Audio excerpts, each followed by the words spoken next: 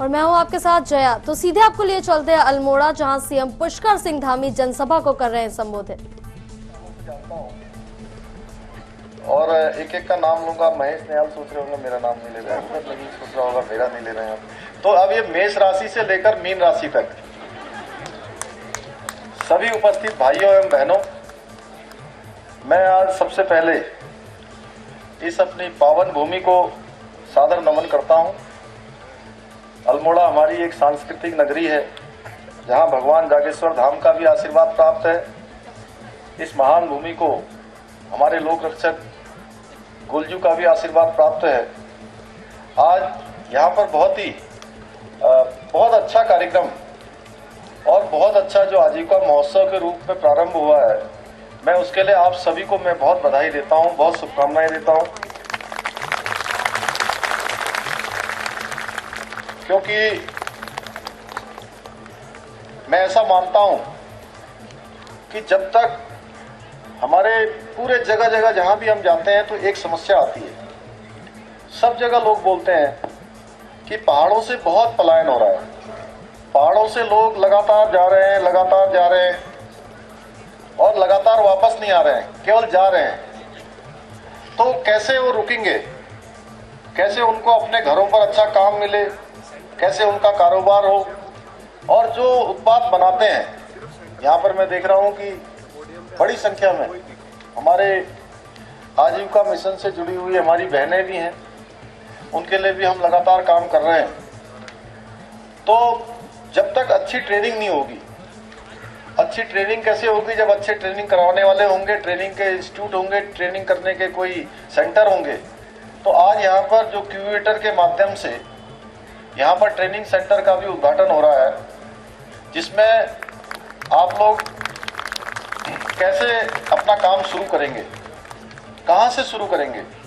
कई बार दिक्कत क्या होती है कि हम लोग काम करना चाहते हैं, हमारे मन में इच्छा भी होती है कि हम कोई काम करें, कोई अपना धंधा करें, कोई उद्योग लगाएं, कोई छोटा उद्योग लगाएं, छोटा कोई हमारा काम शुरू हो जाए ग्रुपों के माध्यम से, समूह के माध्यम से, बैंकों से हम लोन लें। लेकिन प्रक्रिया इतनी जटिल होती है और प्रक्रिया के न मालूम होने के कारण से बहुत बार देखने में ऐसा आता है कि हम काम करने के लिए जाते हैं, बैंक में इतने चक्कर लगाने पड़ जाते हैं कि अब फार्म कैसे भरे जाएंगे, फॉर्म कैसे भरे जाएंगे, उसकी क्या क्या प्रक्रिया होगी। कई बार ऐसे कैंप भी लगते हैं। मैं इस बात को मानता हूं कि लगातार सरकार की योजनाएं, सरकार के कार्यक्रम लगातार चलते हैं, लेकिन ये कार्यक्रम केवल औपचारिक नहीं होने चाहिए। औपचारिक होने से उनकी प्रक्रियाएं तो पूरी हो जाती हैं, कैंप लगा, अधिकारी आए, मंत्रीगण आए, हमारे जनप्रतिनिधि आए, लेकिन वो फिर चले जाते हैं। लेकिन जिन लोगों के लिए कैंप लगाया जाता है, जो उसका उद्देश्य होता है, पूरा नहीं होता है। इसलिए हमने तय किया है कि जो भी कार्यक्रम होंगे, अभी मैं कह रहा था वहां पर, मैंने कहा कि एक सामान्य व्यक्ति या सामान्य एक हमारी बहन कोई काम करना चाहती है, तो वो कैसे आगे बढ़ेगी, उसके लिए इस प्रकार के ट्रेनिंग सेंटर जो खोले जा रहे हैं, ये हमारे लिए जो है, हमको एक मार्गदर्शन का काम करेंगे, हमको रास्ता दिखाने का काम करेंगे कि कैसे एक सामान्य स्थितियों में, सामान्य परिस्थितियों में रहकर भी हम अपना काम शुरू कर सकते हैं। उसको लेकर हमारी सरकार पूरी तरह से सजग है, पूरी तरह से संवेदनशील है। और ऐसे सेंटर उत्तराखंड के अंदर 2 जगह पर ये सेंटर खोले जा रहे हैं। एक सेंटर आपके हवालबाग अल्मोड़ा में खोला जा रहा है और दूसरा सेंटर पौड़ी गढ़वाल जनपद के कोटद्वार में खोला जा रहा है।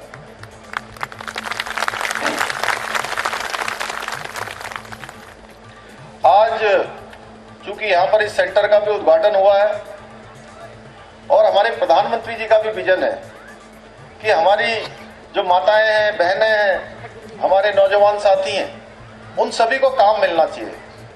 और जो आने वाला दशक है, उन्होंने कहा है, आने वाला ये दशक 20 से 30 का दशक, यानी कि 2020 से 2030 का ये दशक हर मामले में, चाहे वो पर्यटन का मामला हो, चाहे वो स्वरोजगार का मामला हो, चाहे वो आजीविका का मामला हो, चाहे वो होम स्टे से जुड़ी हुई बात हो, ये सारी मिलकर ये हमको हिंदुस्तान के अग्रणी राज्यों में शामिल करेगा। और ये उत्तराखंड का दशक होगा। उत्तराखंड का दशक तब होगा जब हम सभी लोग, आज जो ये कार्यक्रम शुरू हुआ है, इस कार्यक्रम को पूरी ईमानदारी के साथ करेंगे। हमारे अधिकारीगण, हमारे जनप्रतिनिधिगण और हमारे जो ट्रेनिंग लेने वाले हैं, वो सारे लोग मिलकर इस पर काम करेंगे तो निश्चित रूप से मैं समझता हूं कि हमारा ये उद्देश्य पूरा होगा जिस उद्देश्य के लिए हम काम कर रहे हैं। अभी पिछले दिनों मैं बनारस गया हुआ था और बनारस में पूरे देश के मुख्यमंत्रियों का एक सम्मेलन था। उस सम्मेलन में माननीय प्रधानमंत्री जी भी थे। तो उस सम्मेलन में हमारे उत्तराखंड की तरफ से जो बेस्ट प्रैक्टिस के रूप में, यानी कि जो अच्छी योजना आने वाले समय में जो हमारे उत्तराखंड की आजीविका के साथ साथ आर्थिकी, पर्यटन को बढ़ाने वाली होगी, सबको काम से जोड़ने वाली होगी, होम स्टे योजना कि गांव-गांव में होम स्टे तैयार किए जाएंगे। आज तैयार किए जा रहे हैं। लगभग 3600 होम स्टे आज हमारे यहाँ पंजीकृत हैं और अभी 8000 लोगों को इससे रोजगार मिला हुआ है। लेकिन हम चाहते हैं, हमारा लक्ष्य है कि आने वाले समय में ये होम स्टे योजना ये पूरे उत्तराखंड की आजीविका का प्रमुख बन जाए, पर्यटन का पूरा आधार बन जाए। उसके लिए हमने वहां पर जब प्रेजेंटेशन दिया था तो पूरे देश के लोगों को, और माननीय प्रधानमंत्री जी स्वयं यहाँ जब केदारनाथ जी में आए थे, देहरादून में आए थे, तो उन्होंने होम स्टे का जिक्र किया था कि ये उत्तराखंड की आर्थिकी को बढ़ाने वाला होगा, उत्तराखंड की पर्यटन को बढ़ाने वाला होगा, उत्तराखंड की संस्कृति को पूरे देश में ले जाने वाला होगा। तो उसके लिए हम काम करेंगे। अभी आज भी यहाँ पर जो सत्र चल रहे हैं, उन सत्रों में से आज मैं देख रहा था कि एक ट्रेनिंग का एक सत्र में जो है आज होम स्टे की ट्रेनिंग भी यहाँ पर हो रही है कि कैसे एक सामान्य व्यक्ति भी अपने घर में होम स्टे को ला सकता है, कैसे उससे पर्यटन से जोड़ सकता है, कैसे अपनी आजीविका से जोड़ सकता है, रोजगार से जोड़ सकता है। आप सब लोगों में से भी इसको कर सकते हैं। इसके लिए जरूरी है कि जो सरकार की कार्यक्रम चल रहे हैं, जो योजनाएं चल रही हैं, उनमें हम लोग जाए और जाकर केवल इसलिए न जाए कि आज हमको बुलाया गया और हम चले गए। हम उसमें जाए तो हम उसमें कुछ सीख कर आए, केवल औपचारिक रूप से नहीं कि आज हमको हमारे जिले से बुला लिया, हमारे बीडीओ साहब ने बुला लिया, सीडीओ साहब ने बुला लिया, डीएम साहिबा ने कार्यक्रम कर लिया। इतने से काम नहीं चलने वाला है। काम तब चलेगा जब हमारे अधिकारीगण जितनी मेहनत के साथ, मैं बधाई देना चाहता हूं इन सभी को कि आज इन्होंने बहुत अच्छा यहाँ पर ये कार्यक्रम शुरू किया है और ये कार्यक्रम लगातार चलता रहेगा।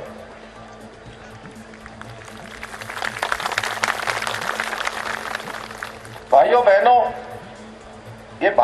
ये इस माटी से अनेक लाल निकले हैं और जिन्होंने समय समय पर भारत के जनमानस को ये राह दिखाने का काम किया है। चाहे हम इस माटी से निकले हुए राष्ट्र की महान विभूतियों में से गोविंद वल्लभ पंत जी हो या हिंदी साहित्य के स्वर्णिम हस्ताक्षर और पद्म भूषण से सम्मानित सुमित्रानंद पंत जी हो, ये वो नक्षत्र हैं जिन्होंने न केवल अल्मोड़ा बल्कि उत्तराखंड के आभा मंडल को भी और अधिक ज्योतिमान किया है।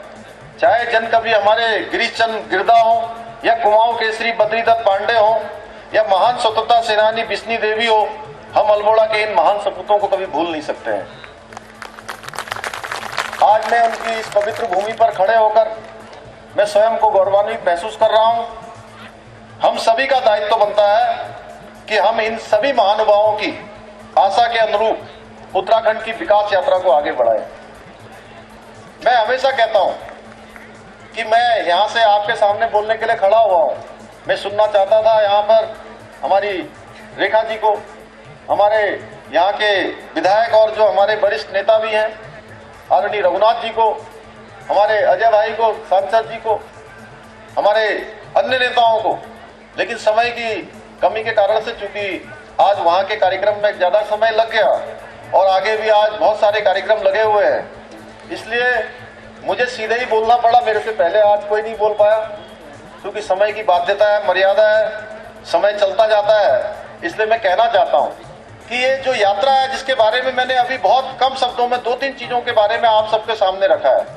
ये यात्रा केवल पुष्कर सिंह धामी की यात्रा नहीं है, ये यात्रा मंच पर बैठे हुए लोगों की यात्रा नहीं है, ये यात्रा हमारे उत्तराखंड की विकास यात्रा है, सामूहिक यात्रा है। इस यात्रा के लिए हम सभी लोगों को आगे आना होगा। सभी लोग आगे आएंगे तो निश्चित रूप से हमारी ये यात्रा गंतव्य तक पहुंचेगी। हमारा उत्तराखंड राज्य आने वाले समय में, जिसकी कल्पना आज भारत मां के लाल जो 24 घंटे में से 20 घंटे लगातार काम करते हैं, हमारे देश के आदरणीय प्रधानमंत्री नरेंद्र मोदी जी का भी विजन है कि जब हम उत्तराखंड स्थापना के अपने 25वें वर्ष में होंगे तो ये उत्तराखंड राज्य हमारा हर दृष्टि से ये अग्रणी राज्य बने, हिंदुस्तान का आदर्श राज्य बने, हिंदुस्तान का श्रेष्ठ राज्य बने और हिंदुस्तान का नंबर 1 राज्य बने। हर क्षेत्र में हमारी माताओं बहनों के जीवन में सुधार हो, हमारे नौजवान भाइयों को काम मिले, उसके लिए हम लगातार योजना बना रहे हैं। मैंने सारे विभागों को कहा है, सारे विभागों को मैंने कहा है कि अगले 10 सालों का आप अपने विभागों का एक रोड मैप तैयार करके आप हमको दीजिए, उसके आधार पर हम आगे का काम शुरू करेंगे। एक विजन डॉक्यूमेंट दीजिए। हमने बोधिसत्व कार्यक्रम शुरू किया है, विचारों की श्रृंखला, और इस विचारों की श्रृंखला के माध्यम से हम सभी के विचार ले रहे हैं। देश के जो हमारे प्रमुख वैज्ञानिक हैं, भारत सरकार के सलाहकार हैं, चाहे नीति आयोग के लोग हैं या विभिन्न क्षेत्रों में काम करने वाले, स्वास्थ्य के क्षेत्र में, पर्यावरण के क्षेत्र में काम करने वाले, चाहे अनिल जोशी हैं जिनको अभी भारत सरकार ने पद्मश्री से सम्मानित किया है, ऐसे सब लोगों को साथ में लेकर हम लोग एक नया रोड मैप तैयार कर रहे हैं, जिससे कि हम आने वाले समय में हमारे राज्य को हर दृष्टि से आगे ले जा पाए। आज बहुआयामी आजीविका महोत्सव के मुख्य उद्देश्यों में जो हमारा जनपद है, पलायन को रोकना, लोगों को उनकी आजीविका अर्जन करने के अन्य विकल्पों की तरफ मोड़ना भी इस उद्देश्य का महत्व है। बहुत सारे काम हम लगातार उत्तराखंड को आगे बढ़ाने के लिए कर रहे हैं। पर्यटन के क्षेत्र में पर्यटन बढ़े, उसके लिए हमने एक प्लान किया है कि हमारे सारे शहर वो हेली सेवा से जुड़ेंगे। हवाई जहाज की, हेलीकॉप्टर की सेवा हर जगह लगाएंगे।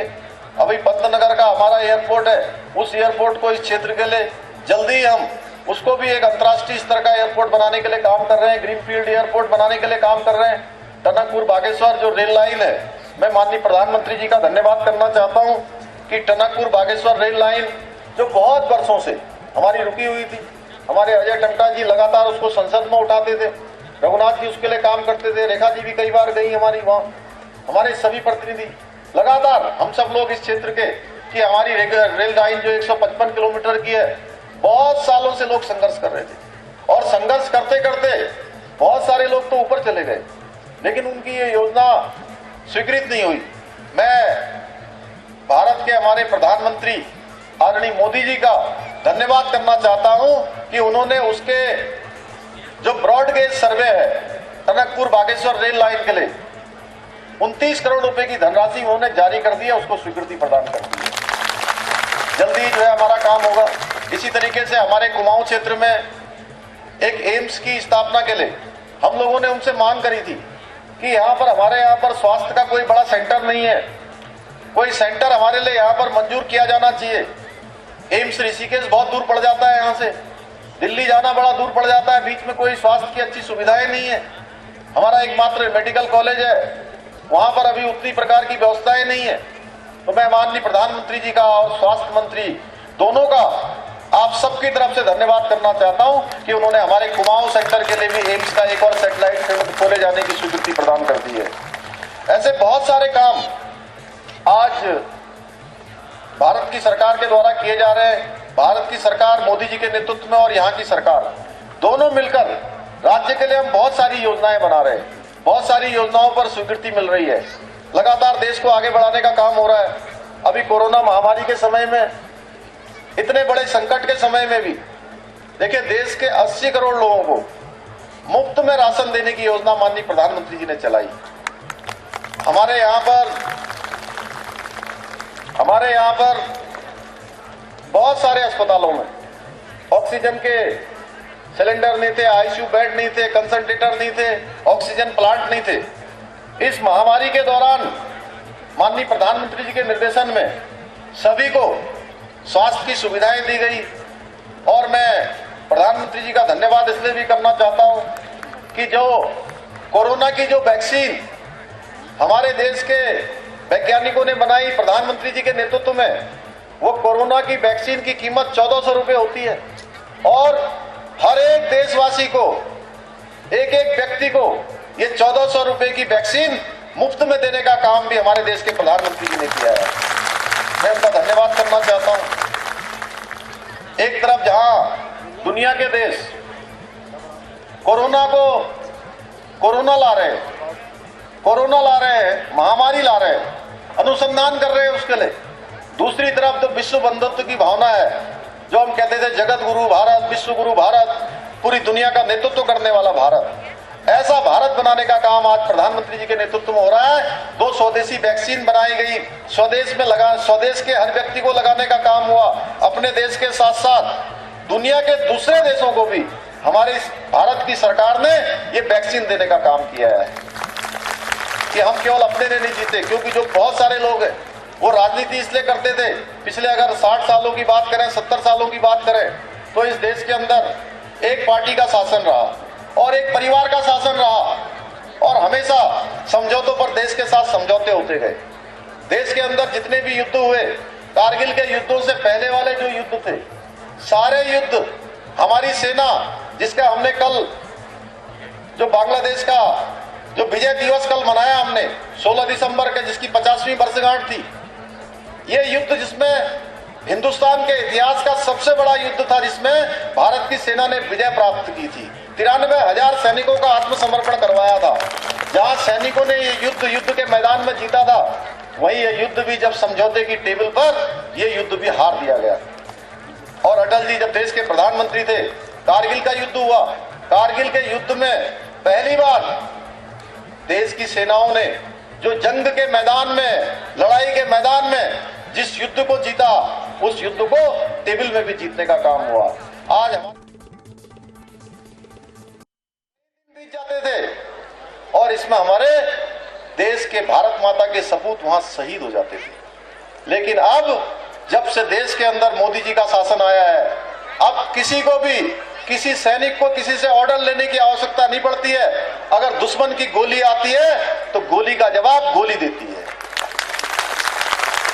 क्योंकि आज देश के अंदर ऐसे प्रधानमंत्री हैं जो हमेशा सेना के मनोबल को बढ़ाने का काम करते हैं।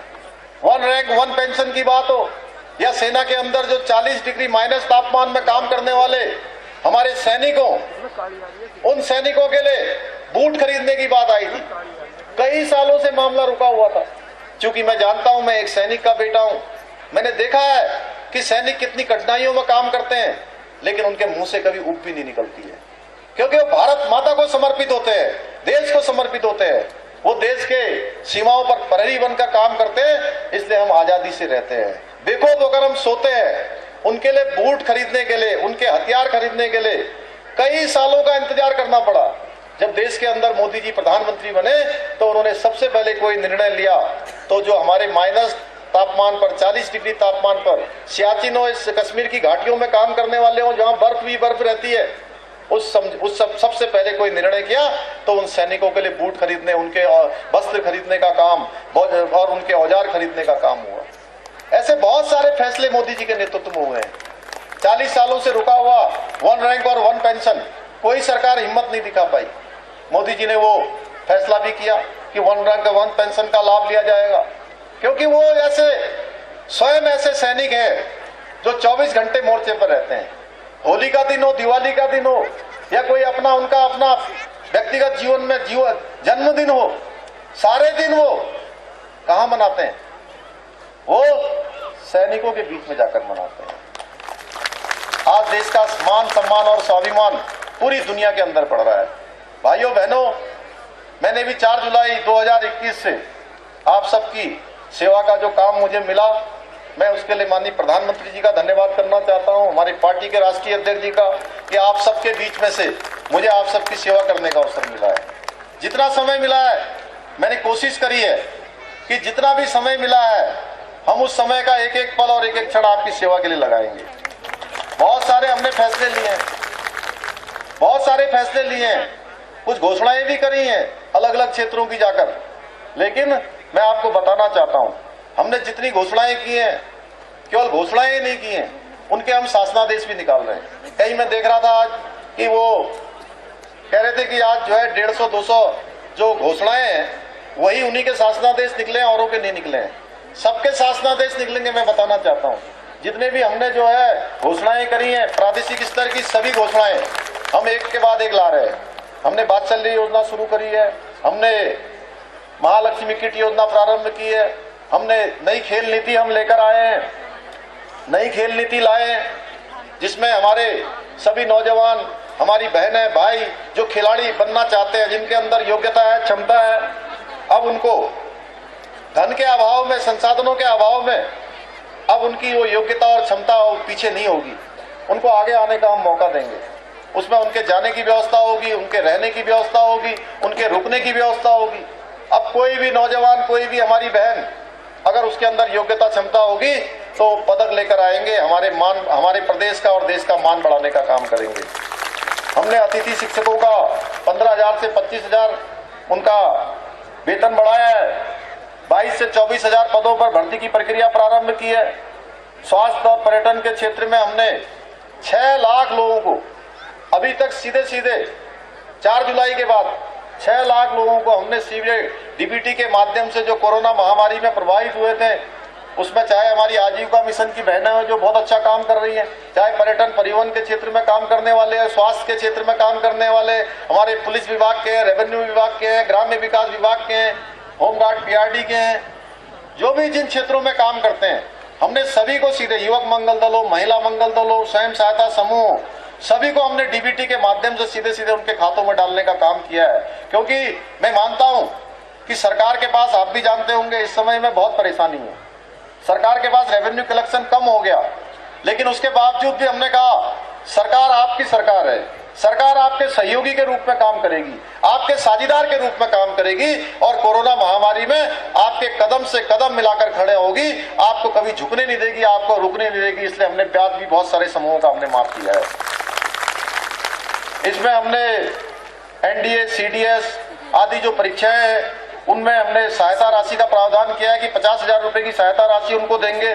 इसी प्रकार से ग्राम प्रधानों का और त्रिस्तरीय पंचायत में काम करने वाले सभी का हमने मानदेय के साथ साथ प्रोत्साहन दोनों का देने का काम किया है। अल्मोड़ा व पौड़ी को हम पुनः रेल से जोड़ने की संभावनाएं भी तलाश रहे। मुख्यमंत्री स्वरोजगार योजना, मुख्यमंत्री नैनो योजना, वीर चंद्र सिंह गढ़वाली पर्यटन की योजना, इन सारी योजनाओं में हमने हर प्रकार से कोशिश की है कि इसको और रिफाइंड करें और अच्छा करें, जिससे कि लोगों को इसका सीधा लाभ मिले।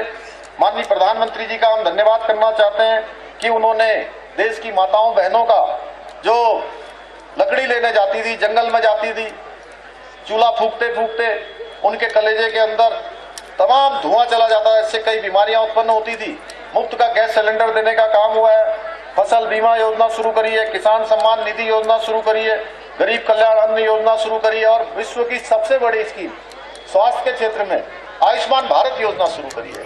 और आयुष्मान भारत योजना के माध्यम से हमने सभी अस्पतालों को कहा है कि कोई भी अस्पताल, किसी भी के पास भी जो कार्ड धारक है, उनके अस्पताल में जाएगा, उसके 1 साल के लिए 5 लाख रुपए की व्यवस्था हमारी सरकार करेगी, भारत की सरकार करेगी, मोदी जी की सरकार करेगी, उत्तराखंड की आपकी सरकार करेगी। लेकिन हमने कहा कि किसी के इलाज में कोई कोताही नहीं होनी चाहिए। मैंने सभी जिलाधिकारियों से भी कहा, क्योंकि पहाड़ में अभी सारी व्यवस्थाएं नहीं है, लेकिन हम पीपी प्राइवेट मॉडल में हम इसमें भी जो है यहाँ कोशिश कर रहे हैं कि उनको प्रोत्साहित करें, लोग अपने अस्पताल खोलें और इसको अपने पैनल करें। और अस्पतालों के लिए हमने कहा है 1 दिन से लेकर 15 दिन तक, क्योंकि बीच बीच में समस्या आ रही थी कि उनका जो भुगतान है वो नहीं हो पा रहा था, हमने कहा है 15 दिन के अंदर सभी अस्पतालों का भुगतान होगा, जिससे कि इलाज में कोई कोताही नहीं होगी। ऐसी बहुत सारी योजनाएं हम चला रहे हैं। मैं आज के अवसर पर, चूंकि बोलने के लिए बहुत सारी चीजें हैं, मेरे पास बहुत सारी योजनाएं हैं, लगभग 500 फैसले से ज्यादा हमारी सरकार ने अभी लिए और सीधे जनता से जुड़े हुए फैसले लिए। मैं उस पर बोल नहीं रहा हूं कि हमने आंगनबाड़ी बहनों का, आशा बहनों का, उपनल कर्मचारियों का, हमारे सरकारी कर्मचारियों का, हमने सभी का जो अभी मानदेय बढ़ाया है, भोजन माताओं का ही बढ़ाया है, प्रधानों का बढ़ाया है, हमारे पीआरडी के जवानों का बढ़ाया है। कोई सेक्टर ऐसा नहीं है। गोल्डन कार्ड की समस्या के लिए पिछली बार मैं अल्मोड़ा में आया था तो हमारे कर्मचारियों ने मुझे कहा था कि गोल्डन कार्ड की बहुत समस्या है, तो हमने गोल्डन कार्ड की समस्या का भी समाधान किया है। कैशलेस हमने उनके लिए व्यवस्था करी है। पिछले दिनों में आया था तो अल्मोड़ा नगर में हमने कहा था पार्थिव स्थल का निर्माण किया जाएगा, उसके लिए हमने 7,74,00,000 रुपए की धनराशि स्वीकृत कर दी है। अब जल्दी ही अल्मोड़ा में अच्छा पार्किंग स्थल बनेगा। इसी प्रकार से चितई पंत तिराहे से हरिदत्त पेटसाली इंटर कॉलेज पेटसाल तक लिंक मोटर मार्ग बनेगा। बसमाओ दरमण मोटर मार्ग बनेगा। कोसी धौलाघाट मोटर मार्ग, धौलीगाड़ गांव शिवरा लिंक मोटर मार्ग, अल्मोड़ा में आयुष सुपर स्पेशलिटी हॉस्पिटल, इसकी स्थापना का प्रशिक्षण प्रसार केंद्र और हॉस्टल और रूरल बिजनेस इनक्यूबेटर, आज इसके विस्तारीकरण हेतु भी जो आगे धनराशि है वो भी दी जाएगी। और आज ये बहुत अच्छा काम शुरू हो गया है। मैं पुनः आप सभी का धन्यवाद करता हूं कि आप लोग इतनी बड़ी संख्या में यहाँ पर आए हैं और आप लोगों ने आकर यहाँ पर हम सभी का एक तरह से मनोबल बढ़ाने का काम किया है। सभी का मैं धन्यवाद करते हुए और शुभकामनाएं देते हुए कि जिस उद्देश्य से हम लोगों ने ये काम शुरू किया है, ये आज रूरल बिजनेस इनक्यूबेटर की स्थापना की है, उसका उद्घाटन किया है, ये हमारे